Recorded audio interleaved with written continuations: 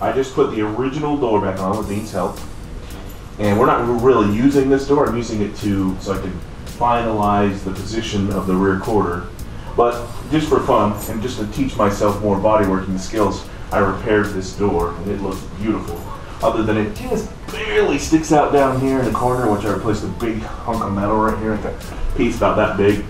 And actually, it does it down there too, which So basically I made it stick up too far. But I'm not using this one permanently. It'll make a great door hanger.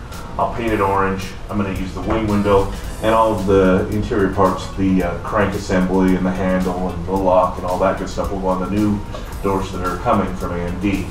Oh, we're going to use electric though. Well, we're not going to use electric. We might. We'll see how we get by the time. But I think I still will paint this one orange, put the other one on hanging on the wall, since it's the original door from the car. Even the other driver is not the original door.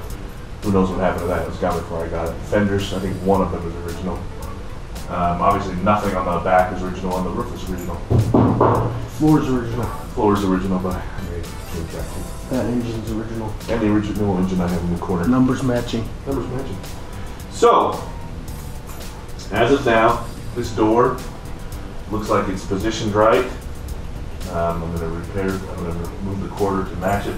I may adjust a little bit, but it looks, from what I remember, looks pretty much like it was before, where this is just down like a quarter inch, so it needs to go in, but also that needs to go down there, so I think when I do that, it'll probably just fix this by itself. So, I think we're done for now, other than I'm going to probably bring that other door up here and start on the disassembly.